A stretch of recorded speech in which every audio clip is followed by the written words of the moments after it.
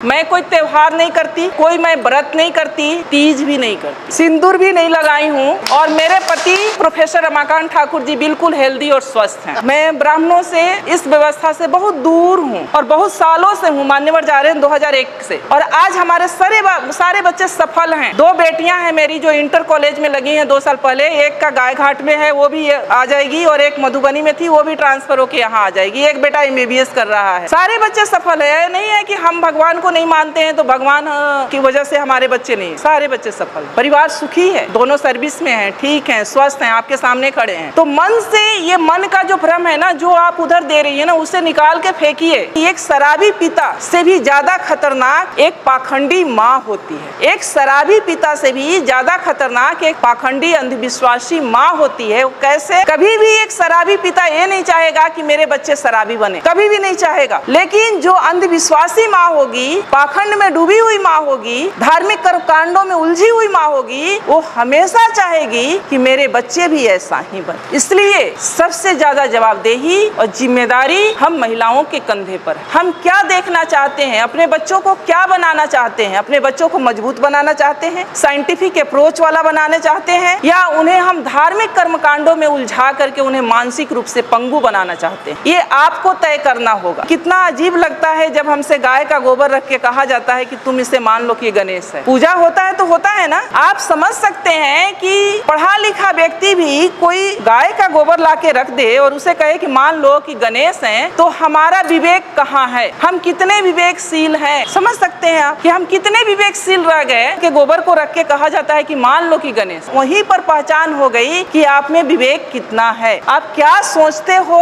और क्या नहीं सोच सकते हो, सोचने की क्षमता आपकी कहाँ तक है। मानसिक टेस्ट, वो पैरामीटर, तो आप उन सब चीजों से निकले। बुद्ध शरण हंस जी लिखे हैं 4 खूंटे जिसमें हम लोग बंधे हुए हैं। उन 4 खूंटों को उखाड़ फेंकना है। पहला है ब्राह्मण पुरोहित। घर बनाते हैं हम, गृह प्रवेश किसके अनुसार होता है? गृह प्रवेश किसके अनुसार होता है? ब्राह्मण के अनुसार। बच्चे पैदा करते हैं हम, नामकरण कौन करता है?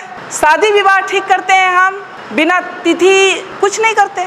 तो वो जानता है, जबकि वो ऐसा है कि वो आपसे हो सकता है कि बिना पढ़ा लिखा ब्राह्मण हो, कुछ नहीं जानता हो, लेकिन वो जैसे नचाएगा आप वैसे नाचेंगे। दूसरा खूंटा है उनके शास्त्र, जो उन्होंने शास्त्र लिखे हैं। वेद है, उपनिषद है, गीता है, महाभारत है, मनुस्मृति है, जिसमें महिलाओं के लिए पता है आप लोग को क्या लिखा है? महिलाएं एक लता की समान है। लता मतलब समझती हैं, जो ये बेल होती है, बेल, तुरई की बेल होती है, लौकी की बेल होती है, उसके समान है। यानी उसमें कोई दम नहीं होता है, कोई शक्ति नहीं होती है, उसको ऊपर चढ़ने के लिए सहारे की जरूरत होती है। उसी तरह से महिलाओं को माना है कि महिलाएं एक लता के समान है, जिसे बचपन में पिता के अधीन, युवावस्था में पति के अधीन और वृद्धावस्था में पुत्र के अधीन रहना चाहिए। आगे कहता है कि महिलाएं नरक की द्वार हैं। कितनी गालियां दी गई है। तीसरा है उनके त्योहार। मैंने अभी कहा कि त्योहार का मतलब होता है तुम्हारी हार, यानी हम जो भी त्योहार मनाते हैं, अगर उसका सही तरीके से विश्लेषण किया जाए तो हम अपने महापुरुषों के हार का जश्न मनाते हैं। कितने नालायक लोग हैं हम लोग। उनके तीर्थ, जो ये तीर्थ स्थल हैं, अब जब खोज हो रहा है, हमारे लोगों ने भी जब खोज की शुरू किया है, तो 99% ये तीर्थ स्थल बुद्ध से जुड़ा हुआ है। ये जो तीर्थ स्थल है वो बुद्ध का है, जहाँ बौद्ध मठ हुआ करता था, और उसको इन्होंने तीर्थ स्थल में कहीं किसी धाम में, कहीं किसी धाम में कन्वर्ट करके धार्मिक स्थल के रूप में प्रचारित कर। तो जो संसाधन, जो पैसा आप लोग खर्च करती है तीर्थ पर, वो पैसा आप लोग खर्च करें अपने बच्चों के पढ़ाई पर। इन्हें उखाड़ फेंको। ये 4 चीजें हैं, और ये 4 चीज से जिस दिन आप उखाड़ देंगी, जिस दिन आप इससे दूर हो जाएंगी, उस दिन से शायद मुझे लगता है कि आपकी तरक्की शुरू हो जाएगी। एक मेरी जैसी ही पढ़ी लिखी लड़की थी, शादी उसकी एक ऐसे परिवार में हो गई जहाँ लोग बहुत धार्मिक विचारधारा के थे। जब वो लड़की शादी करा के अपने घर में जाती है, ससुराल जाती है, तो उसकी सासू माँ कहती है कि गाँव में ही एक मंदिर था, दूसरे तीसरे दिन कि बहू चलो मंदिर में हम पूजा करके आते हैं। अब वो लड़की सोचती है कि हम तो मंदिर को मानते, हम तो भगवान को मानते नहीं है। अब लेकिन सासू माँ से उसके सामने दिक्कत ये है कि 2 दिन की गई हुई बहू सासू माँ को कैसे मना कर दे कि हम मंदिर में नहीं जाएंगे या भगवान को नहीं मानते हैं, ये तो गलत हो जाएगा। वो जाती है सासू माँ के साथ, हाथ में बाल्टी ले लेती है, कुआं होता है आप लोग जानती है मंदिर के पास, जहाँ से पानी लेके, या नल होता है, पानी लेके मंदिर में धुलाई किया जाता है या जल चढ़ाया जाता है। वो जब वहाँ पहुँचती है बाल्टी लेके, तो देखती है कि गाय का मूर्ति बाहर बना हुआ है। वो गाय के थन के नीचे बाल्टी रख देती है, सासू माँ अभी ये गाय दूध देगी तो घर ले चल के खीर बनाएंगे। उसकी सासू माँ हंसने लगती है कि मेरी बहू तो पागल है, पत्थर की गाय कहीं दूध देगी, मैंने तो ये सोचा था कि ये गाय दूध देगी और हम घर में जाके खीर बनाएंगे। वहाँ से बाल्टी उठा लेती है, फिर वो थोड़ा आगे बढ़ती है तो वहाँ पर शंकर जी का मूर्ति लगा रहता है, तो उनके गले में एक सांप फुफकार रहा होता है, तो वो डरने का नाटक करती है और पीछे हट जाती है, सासू माँ से चिपक जाती है। सासू माँ अभी तो ये नाग मुझे डस लेगा। फिर उसकी सासू माँ हंसती है कि क्या वास्तव में मेरी बहू पागल है क्या? ये कहती है कि पत्थर का नाग मुझे डस लेगा, तो कहती है तुम पागल हो गई हो क्या, ये तो पत्थर का है, ये क्या तुम्हें डस सकता है? सासू माँ उसको अंदर ले जाती है जहाँ एक देवी की मूर्ति रहती। फिर उसकी सासू माँ कहती है कि बेटा देवी के चरणों में ये सब चढ़ा के देवी से आशीर्वाद ले लो, ये माँ बहुत आशीर्वाद इनका फलीभूत होता है, तुम आशीर्वाद ले लो। जब ये बात उसकी सासू माँ कहती है तब वो लड़की कहती है, अपने सासू माँ के चरणों में गिर जाती है, कहती है कि माँ पत्थर की गाय अगर दूध नहीं दे सकती और एक बाघ भी बाहर बना हुआ था उसे भी देख के डरी थी, पत्थर का बाघ मुझे खा नहीं सकता, पत्थर का नाग मुझे डस नहीं सकता, तो ये पत्थर की देवी मुझे आशीर्वाद भी नहीं दे सकती। मेरी देवी आप हो और मैं तो आपकी सेवा करूंगी और मुझे तो आपका आशीर्वाद चाहिए। कि जो समाज ये कहता है कि हम सब हिंदू हैं और हिंदू आज खतरे में हैं, इसलिए हम सबको इकट्ठे होकर रहना चाहिए, जुड़ कर रहना चाहिए, वही समाज क्योंकि वो शीर्ष पर बैठा हुआ है, सारी व्यवस्थाओं की बागडोर उसके हाथ में है, फूले जैसे पिक्चर को जनसाधारण के बीच में दिखाने से गुरेज कर रहा है। तो मेरा एक सवाल है, क्या महात्मा ज्योतिबा फूले और सावित्री बाई फूले जिनके जीवनी पर ये पिक्चर बना है, क्या वो हिंदू नहीं थे? क्या वो हिंदू व्यवस्था को नहीं मानते थे? और अगर वो हिंदू व्यवस्था को मानते थे, हिंदू थे, तो फिर इस पिक्चर को जनसाधारण के बीच दिखाने से गुरेज क्यों? ये एक बहुत बड़ा सवाल है जो सिर्फ मेरे नहीं, जो लोग आज एक झंडे के नीचे एकत्र होने के लिए हिंदुत्व के नाम पर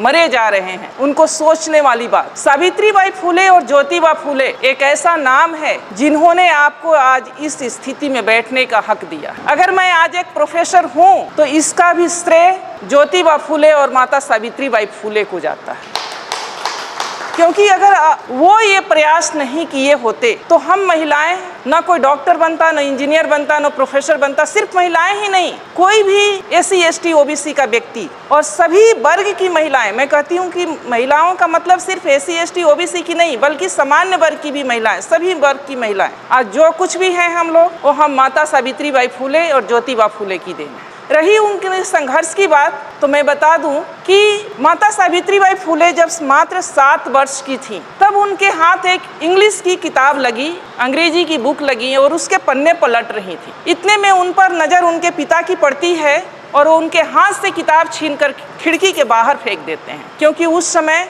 महिलाओं के लिए पढ़ना लिखना पाप समझा जाता था। SC ST OBC के पुरुषों के लिए और सारी महिलाओं के लिए पढ़ने लिखने का कोई अधिकार नहीं था। और उनकी 9 वर्ष की अल्पायु में आप समझ सकती हैं कि 9 वर्ष की कितनी कम उम्र होती है, क्योंकि उस समय बाल विवाह प्रचलित था। 9 वर्ष की उम्र में उनकी शादी हो जाती है। संजोग कहिए, उनका सौभाग्य कहिए कि उनकी शादी ज्योतिबा फूले से हुई। और जब शादी होती है तो ये इस इच्छा को वो ज्योतिबा फूले के सामने रखती। और जब ज्योतिबा फूले खेतों में काम कर रहे होते हैं तो जब खाना लेके माता सावित्री बाई फूले जाती हैं खेतों में तो अपने साथ वो किताब भी रख कर ले जाती। किताब रख कर ले जाती हैं तो ज्योतिबा फूले वहाँ उनको कुछ टास्क दिए होते हैं, वो कहते हैं उन्हें पढ़ाने लगते हैं। जब घर से बाहर वो खेतों में उनको पढ़ाते हैं, कुछ दिन के बाद इसकी चर्चा उनके पिता तक पहुंचती है कि ज्योतिबा फूले अपनी बहू को यानी अपनी पत्नी को पढ़ना लिखना सिखा रहा। क्योंकि उस समय महिलाओं के लिए पढ़ना लिखना किसी पाप से कम नहीं था, पढ़ने लिखने का कोई अधिकार नहीं था महिलाओं को। तो उनके पिताजी इस पे नाराजगी व्यक्त करते हैं कि अच्छी बात नहीं है,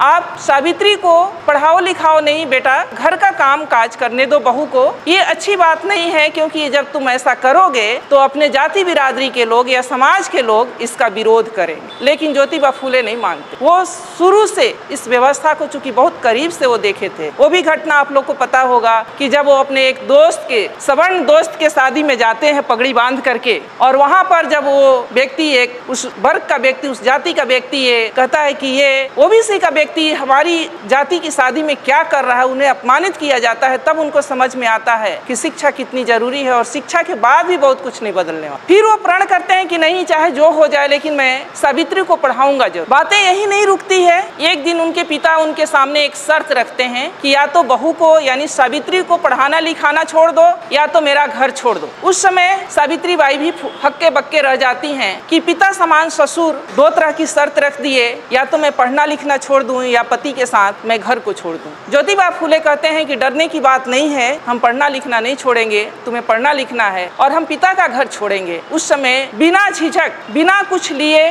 वो अपने माता पिता का घर ज्योतिबा माता सावित्री बाई फूले के साथ छोड़कर घर से निकल जाते। आज जो हिंदू मुस्लिम हो रहा है उस पर मैं थोड़ा बात करना चाहूंगी। उस्मान शेख एक नाम है जो ज्योतिबा फूले के बहुत अच्छे दोस्त हुआ करते थे। पूना के पेठ बाजार में रहते थे। जब वो घर से निकाल दिए जाते हैं तो उसी पूना के पेठ बाजार में जाते हैं और एक रूम लेते हैं, कमरा लेते हैं, रहने लगते हैं। उस्मान शेख से मिलते हैं। उस्मान शेख भी प्रगतिशील विचारधारा के थे। उस समय पर उस्मान शेख उनका मदद करते हैं ज्योतिबा फूले का। आप सोच सकती हैं कि उनके पिताजी ने उन्हें घर से निकाल दिया बहू के साथ। ये भी नहीं सोचा कि बेटा जाएगा तो रहेगा कहाँ, इसके पास कोई रोजगार है न कोई नौकरी है, लेकिन उस दोस्त ने उन्हें पनाह दी। उनके रोजमर्रे की जितने सामान थे वो खरीद के उन्होंने दिया। अपने घर का एक कोना उन्हें स्कूल खोलने के लिए दी और वहाँ पर वो स्कूल खोलते। सावित्रीबाई फूले का पढ़ाई लिखाई जारी रहता है। उस्मान शेख जी की एक बहन होती हैं फातिमा शेख, वो और सावित्रीबाई फूले फिर उनकी चिंता बढ़ती है, इसीलिए वो सावित्रीबाई फूले को पढ़ा रहे थे कि ताकि लड़कियों को पढ़ाने में सुविधा हो जाए। वो अपने समाज में SC ST OBC और महिलाओं के लिए शिक्षा का अलख जगाना चाहते थे। दोनों ने मिलकर स्कूल खोला। जब सावित्रीबाई फूले स्कूल जाया करती थी पढ़ाने के लिए, ऐसा नहीं था कि वो स्कूल किसी जाति विशेष के लिए था या किसी वर्ग विशेष के लिए था। वहाँ महिलाओं के लिए था, बच्चियों के लिए था और किसी भी कास्ट की किसी भी जाति की बच्चियां जा सकती थी पढ़ने के लिए। उन पे गोबर और कीचड़ फेंके गए, उन्हें गालियां दी गई, उन्हें पत्थरों से मारा गया, उनका अपमान किया गया, लेकिन वो झुकी नहीं, न वो रुकी, अनवरत उस काम में लगी रही। फिर जब इस बात से उन्हें परेशानी हुई तो माता सावित्रीबाई फूले और ज्योतिबा फूले ने कि कीचड़ भरे कपड़ों में कैसे बच्चों को पढ़ाया जाए, तब उन्होंने एक बीच का रास्ता निकाला कि ये काम तो हमें नहीं छोड़ना है जो हमने स्कूल खोला है बच्चियों को पढ़ाने का है। तो एक कपड़ा एक साड़ी वो अपने साथ थैले में करके ले जाती थी और एक साड़ी पहन कर जाती थी। जिस साड़ी पर गोबर और कीचड़ फेंके जाते थे उस साड़ी को खोल करके रख देती थी और दूसरा साड़ी पहनकर बच्चियों को पढ़ाती थी और फिर जब आना होता था तो वो साड़ी खोल के रखती थी और गोबर और कीचड़ वाले साड़ी पहनकर घर। आप सोच सकती हैं कि वो महिला जिनके कोई औलाद नहीं थे, सावित्रीबाई फूले के कोई अपने बच्चे नहीं थे, अपने संतान नहीं थे, इसके बावजूद भी उन्होंने इतना अपमान क्यों झेला दूसरी लड़कियों को पढ़ाने।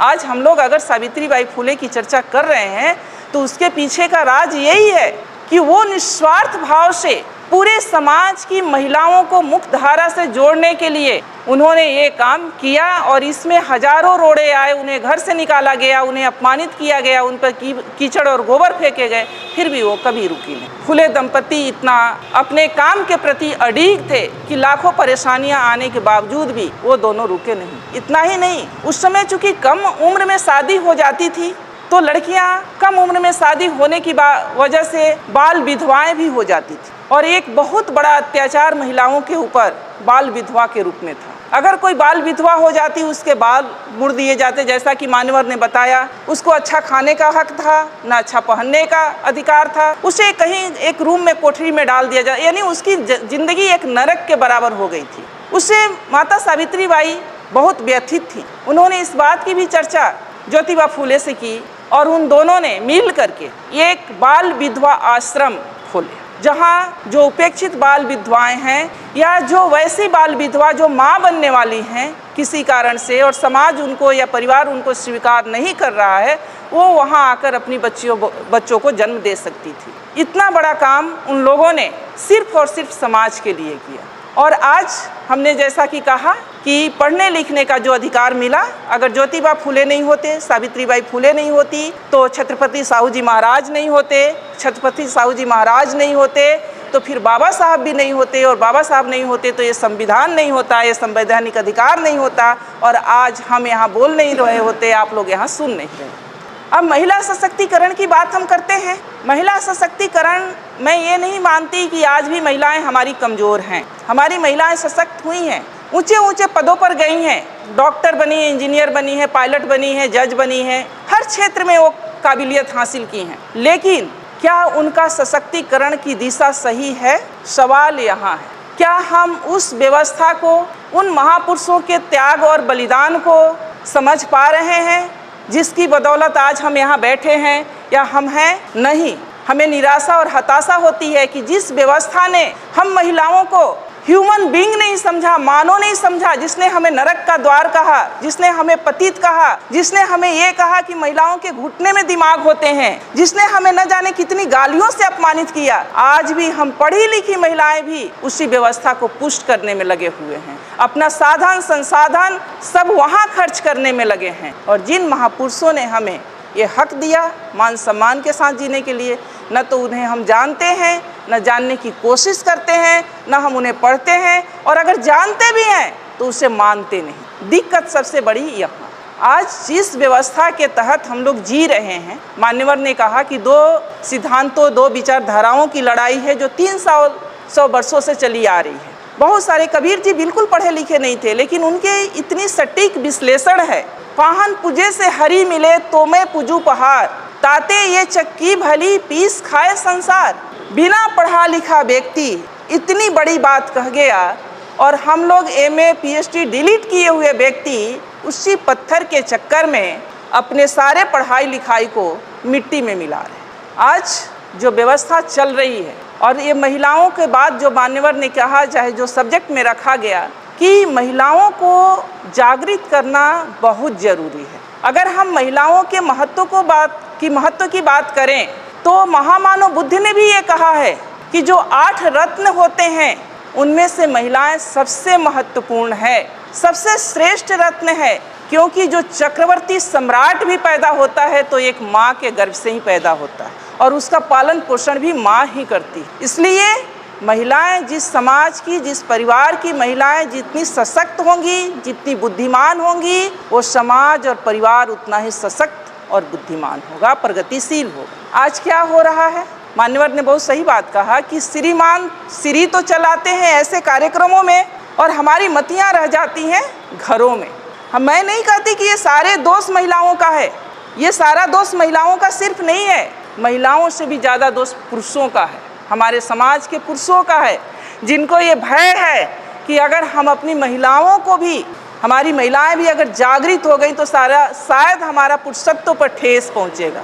क्योंकि ये हमारा भारतीय समाज मातृ समाज था, मातृ परिवार का समाज था।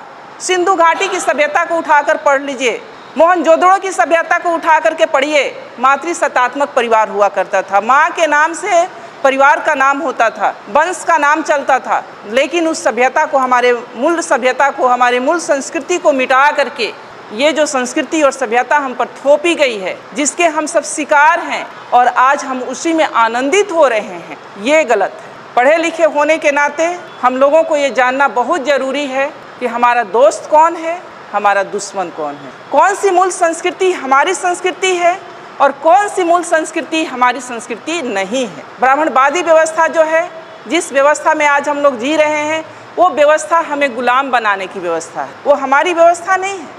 अगर वो हमारी व्यवस्था रहती तो उस व्यवस्था में इतना ऊंच नीच नहीं रहता कि एक को पवित्र और दूसरे को अपवित्र समझा जाता।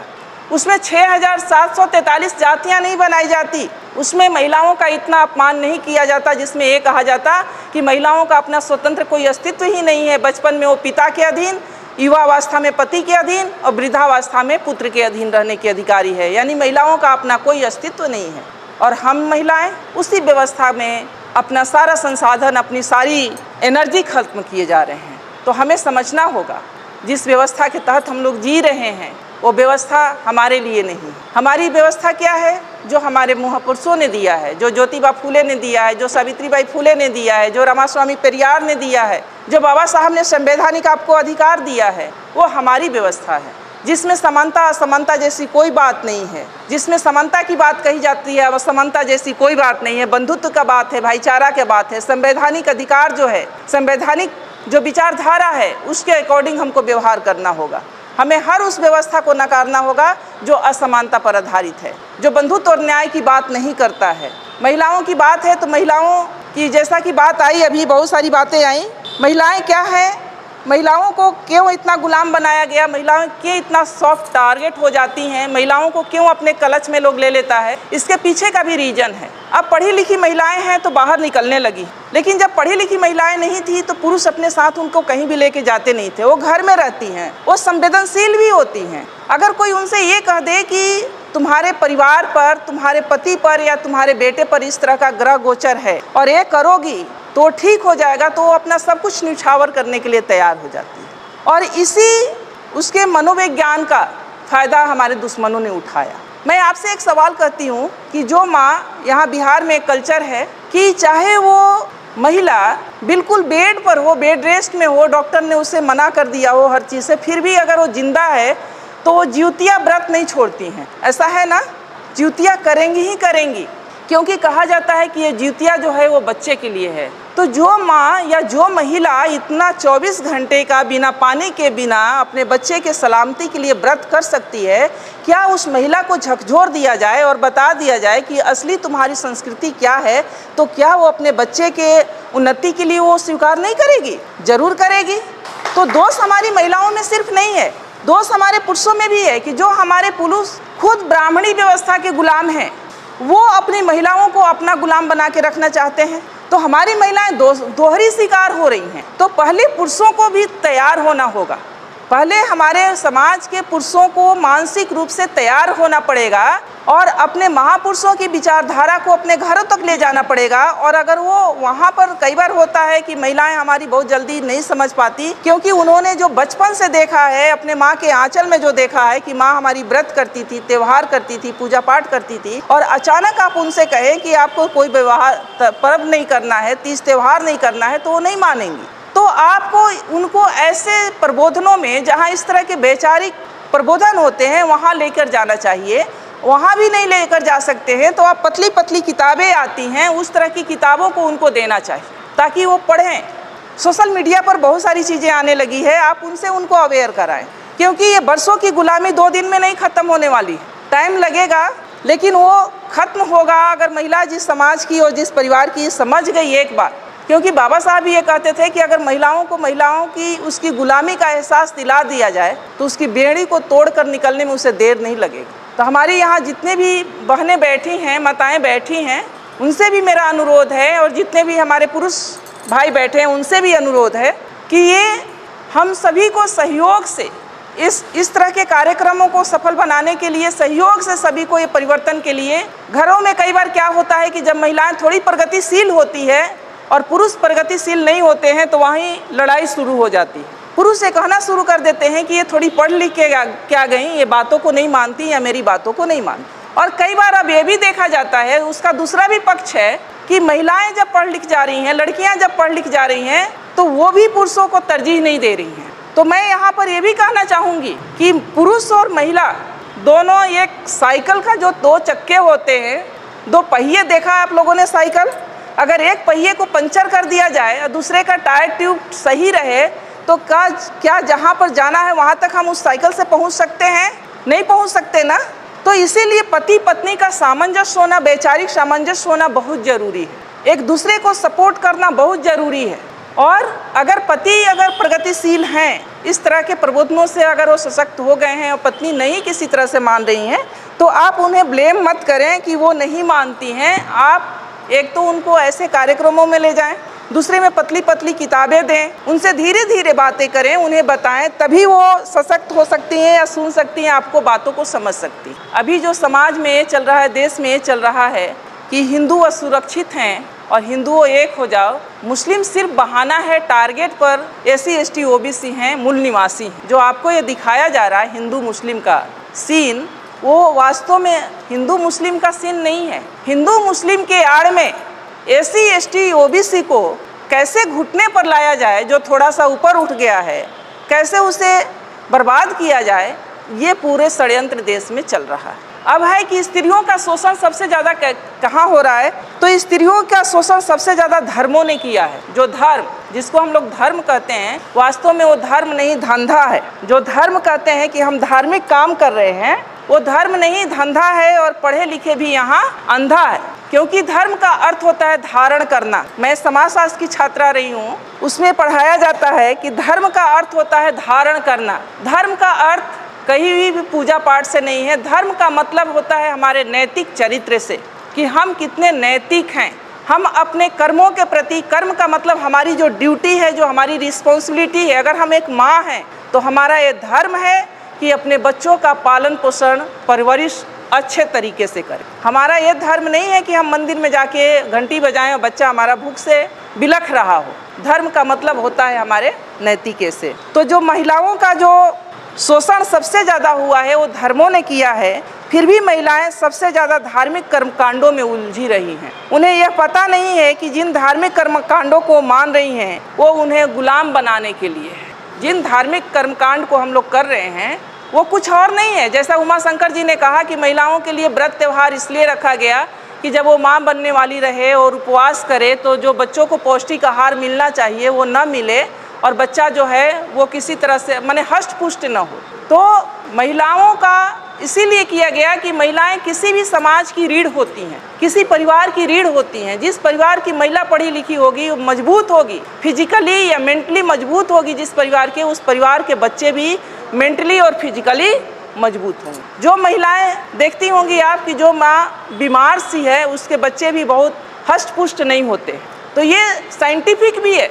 और हमारी महिलाएं ऐसी नहीं थी, जो आज की महिलाएं हमारी यहाँ ऐसी नहीं थी। हमारी महिलाएं जो थीं उनके नाम से परिवार का नाम चलता था और उन्हें बड़े साजिश के तहत उन्हें गुलाम बनाया गया। पहले तो उन्हें ये सब जेवर पहना करके गुलाम बनाया गया और जब इससे भी लगा कि वो नहीं गुलाम रहेंगी तो फिर उन्हें मानसिक कर्मकांडों में उलझा करके गुलाम बनाया गया। तो मैं तो इतना रिक्वेस्ट करूंगी कि ये जो कर्मकांड हैं, ये जो धर्म हैं, व्रत हैं, त्यौहार हैं, ये आपके गुलामी के प्रतीक हैं।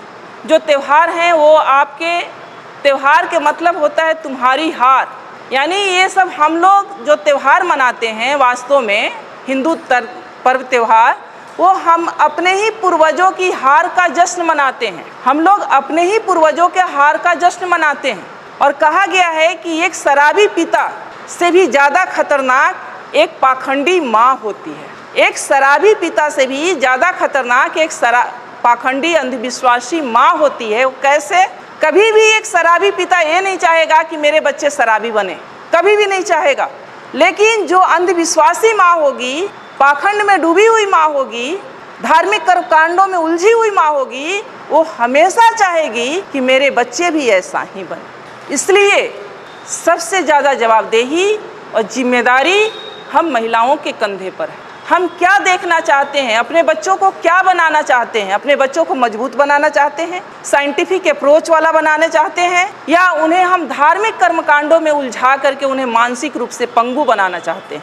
ये आपको तय करना होगा। अगर कोई भी माँ, मैं उदाहरण हूँ, कोई भी माँ अगर चाह ले कि मुझे अपने बच्चे को ऐसा बनाना है तो मैं चाहती हूँ कि दुनिया की कोई भी ताकत उसे रोक नहीं सकती। अगर जो माँ अगर ठान ले कि मुझे अपने बच्चे को कैसा बनाना है, अगर चाह ले कि मुझे अपने बच्चे को एक सफल, सशक्त, मजबूत बनाना है मानसिकता वाला, तो कोई भी दुनिया की ताकत उसको डिगा नहीं सकती। लेकिन कैसे वो बच्चा बनेगा? जब माँ ही उलझी रहेगी, माँ को देखेगा कि माँ हमारी मंदिर में घंटी बजा रही है, तो बच्चा अपने पर कैसे विश्वास, बच्चे को भी यही विश्वास होगा कि जब तक ये भगवान जी नहीं चाहेंगे हम कुछ नहीं बनेंगे। मैं ये नहीं कहती हूँ कि आप लोग एकदम पूजा पाठ को छोड़ दीजिए, लेकिन मैं एक छोटी सी कहानी आप लोग के सामने कहूँगी। एक मेरी जैसी ही पढ़ी लिखी लड़की थी, शादी उसकी एक ऐसे परिवार में हो गई जहाँ लोग बहुत धार्मिक विचारधारा के थे। जब वो लड़की शादी करा के अपने घर में जाती है, ससुराल जाती है, तो उसकी सासू माँ कहती हैं, वैसे भी अमूमन होता है कि गांव में ही एक मंदिर था, दूसरे तीसरे दिन कि बहू चलो मंदिर में हम पूजा करके आते हैं। अब वो लड़की सोचती है कि हम तो मंदिर को मानते, हम तो भगवान को मानते नहीं हैं। अब लेकिन सासू माँ से उसके सामने दिक्कत ये है कि 2 दिन की गई हुई बहू सासू माँ को कैसे मना कर दे कि हम मंदिर में नहीं जाएंगे या भगवान को नहीं मानते हैं, ये तो गलत हो जाएगा। वो जाती है सासू माँ के साथ, हाथ में बाल्टी ले लेती है, कुआं होता है आप लोग जानती हैं मंदिर के पास, जहाँ से पानी लेके, या नल होता है, पानी लेके मंदिर में धुलाई किया जाता है या जल चढ़ाया जाता है। वो जब वहाँ पहुँचती है बाल्टी लेके, तो देखती है कि गाय का मूर्ति बाहर बना हुआ है। वो गाय के थन के नीचे बाल्टी रख देती है। सासू माँ अभी ये गाय दूध देगी तो घर ले चल के खीर बनाएंगे। उसकी सासू माँ हंसने लगती है कि मेरी बहू तो पागल है, ये पत्थर की गाय कहीं दूध देगी? बोली अरे मैंने तो ये सोचा था कि ये गाय दूध देगी और हम घर में जाके खीर बनाएंगे। वहाँ से बाल्टी उठा लेती है, फिर वो थोड़ा आगे बढ़ती है तो वहाँ पर जो शंकर जी का मूर्ति लगा रहता है, तो उनके गले में एक सांप फुफकार रहा होता है, तो वो डरने का नाटक करती है और पीछे हट जाती है, सासू माँ से चिपक जाती है। सासू माँ अभी तो ये नाग मुझे डस लेगा। फिर उसकी सासू माँ हंसती है कि क्या वास्तव में मेरी बहू पागल है क्या? ये कहती है कि पत्थर का नाग मुझे डस लेगा। तो कहती है तुम पागल हो गई हो क्या? ये तो पत्थर का है, ये क्या तुम्हें डस सकता है?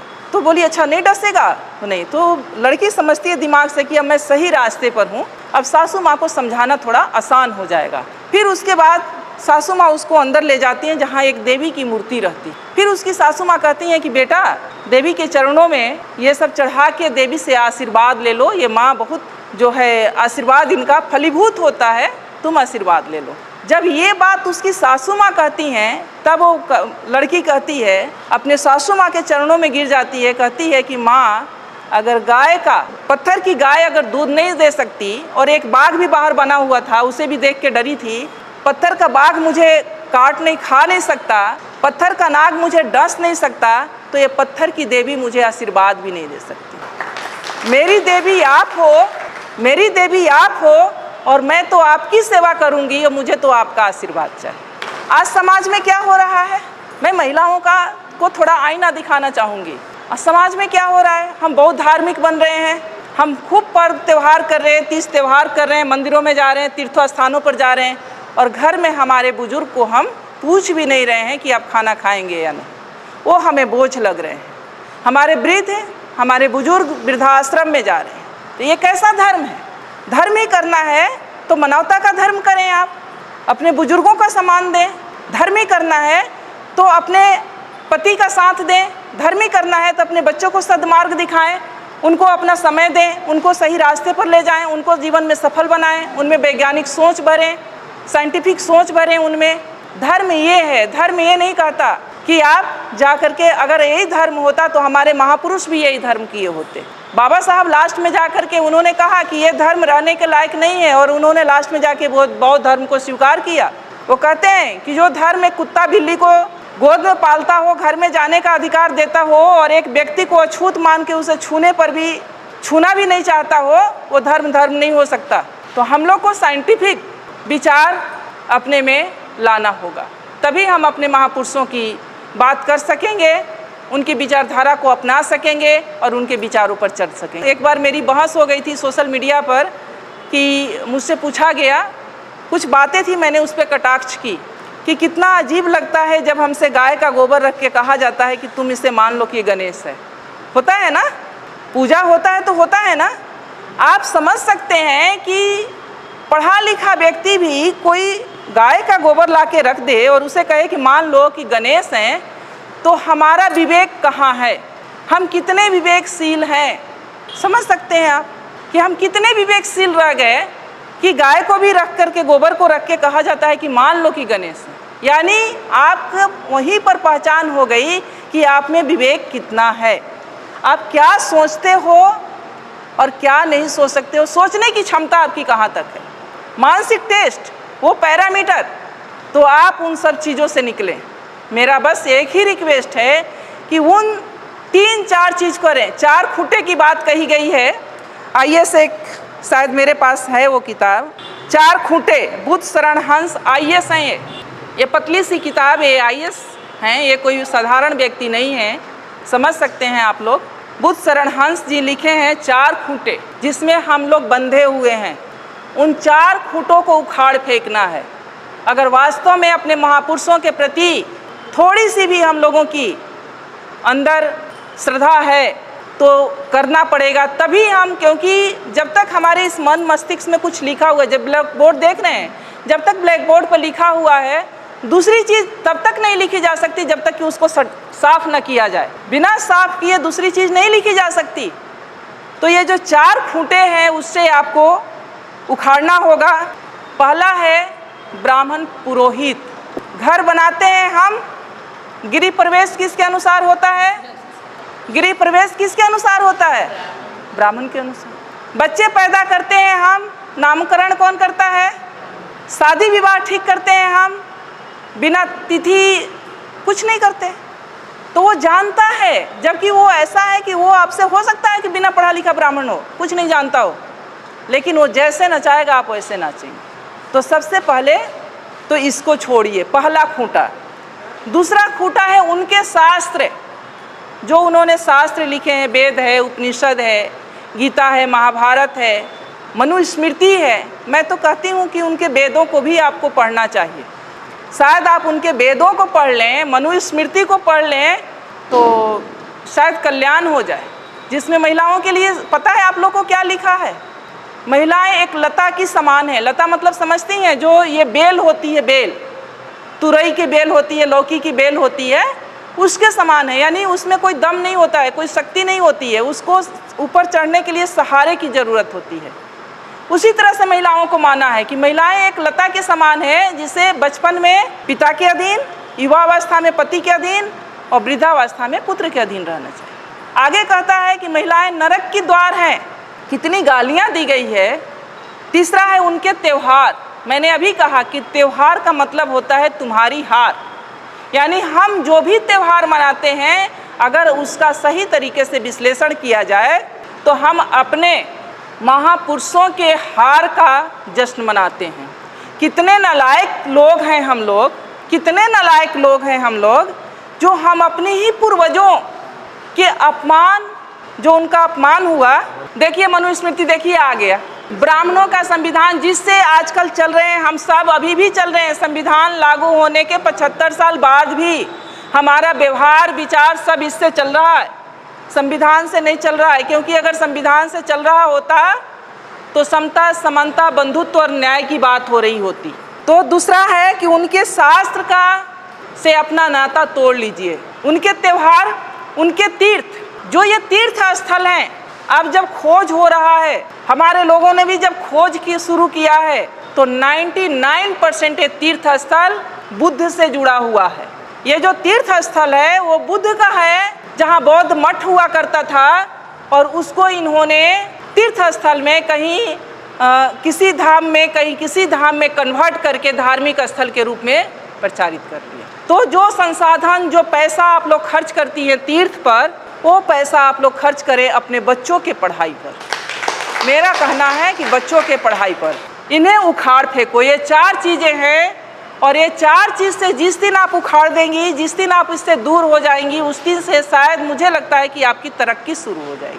और इसके लिए बहुत ज़रूरी है कि हम मानसिक रूप से बहुत मजबूत बने, तर्कशील बने। ये करना इतना आसान नहीं है। मैं आज आपके सामने खड़ी हूँ तो मुझ में कुछ परिवर्तन आप लोग को दिख रहा होगा, शायद नहीं भी दिख रहा होगा। तो कुछ चीज़ें मैं नहीं मानती, मैं कोई त्यौहार नहीं करती, कोई मैं व्रत नहीं करती, इवन यहाँ तक कि ज्योतिया भी नहीं करती, तीज भी नहीं करती, सिंदूर भी नहीं लगाई हूँ। और मेरे पति प्रोफेसर रमाकांत ठाकुर जी बिल्कुल हेल्दी और स्वस्थ हैं।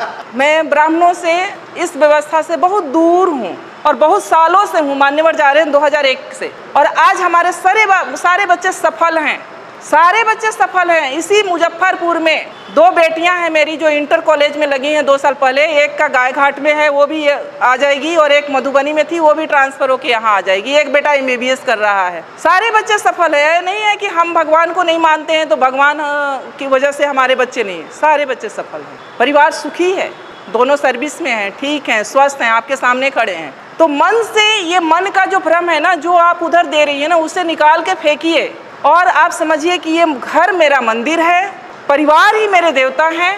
मेरे बुजुर्ग जो हैं, मैं ये मानती हूँ कि जो हमारे बुजुर्ग हैं, माता पिता, सास ससुर, जब तक मेरे ससुर जी जिंदा रहे, हस्बैंड आते थे या नहीं आते थे, मेरा निजी मामला है, लेकिन कभी कभी कहना पड़ता है।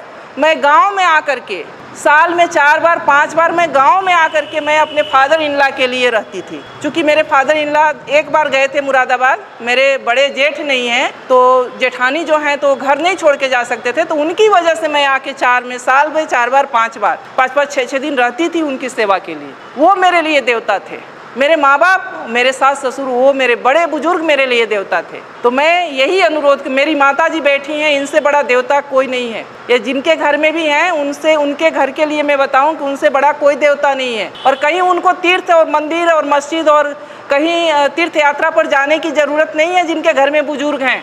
और जिनके घर में बच्चे हैं। लेकिन इसके लिए आपको अपने अंदर से मजबूत बनना पड़ेगा, अपने भय को निकालना पड़ेगा, अपने डर को निकालना पड़ेगा। अगर सावित्रीबाई फूले भी हम ही लोग के जैसा अगर उसी व्यवस्था में उलझी हुई होती, पेशवाओं का राज था उस समय, आप सोच सकती हैं कि कितना शक्ति थी, तो आज यहाँ उनका बैनर लगाकर और फोटो लगाकर हम लोग चर्चा नहीं कर रहे होते। तो उसको पढ़िए, उसको समझिए, उसको जानिए और आपके जो संसाधन हैं, जो पैसे हैं, जो समय है, उसको बचाइए अपने परिवार पर, अपने समाज पर और इस तरह के कार्यक्रमों में खर्च कीजिए। जो आप उधर खर्च करें, इस तरह के कार्यक्रम में खर्च कीजिए, लोगों को इकट्ठा कीजिए, उनमें ये जागृति फैलाइए, ये विचार फैलाइए, तो शायद इससे ही हमारे समाज का कल्याण होना है।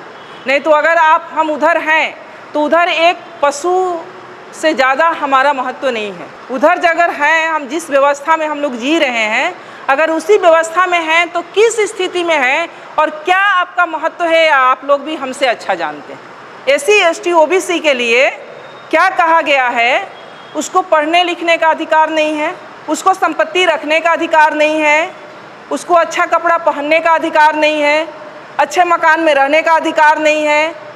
अगर उसके पास कुछ संपत्ति है तो उस पर पहला अधिकार ब्राह्मणों का बनता है, जो जब चाहे वो ले सकता है। तो क्या आप लोग चाहेंगे कि ऐसा हो? चाहेंगी? कोई माँ नहीं चाहेगी, कोई बहन नहीं चाहेगी कि हमारे बच्चों के साथ ऐसा हो। हर माँ, हर बहन यही चाहेगी कि हमारे जो बच्चे हों वो स्वतंत्रता के साथ, आज़ादी के साथ एक सशक्त मानव के रूप में ज़िंदगी जिए। तो उसके लिए व्यवस्था भी हम लोग को बनानी पड़ेगी, क्योंकि आज जिस व्यवस्था में थोड़ा सा हम लोग बोल पा रहे हैं, कह पा रहे हैं, हमारे महापुरुषों की देन है और उनकी जो रोपे हुए पौधे का जो फल हम लोग खा रहे हैं। तो हम लोग की भी ये ड्यूटी बनती है कि अपने आने वाली पीढ़ी के लिए हम लोग भी एक रास्ता बना के जाएं, ताकि आने वाली पीढ़ी हमारे स्वाभिमान के साथ जी सके, एक मान सम्मान के साथ जी सके। मेरा जो जीवन का अनुभव है मैं आपको बता सकती हूँ कि ऐसा नहीं है कि मैं शुरू में नहीं करती थी, मैंने 1-2 साल किया था। फिर मैं जहाँ पर रहती हूँ मैंने देखा कि जब मेरे घर से फ़ोन जाता था कि जिउतिया है या तीज है, चूँकि मैं सर्विस में हूँ तो मुझे भी उतना आभास नहीं होता था, छुट्टी नहीं होती वहाँ उतनी।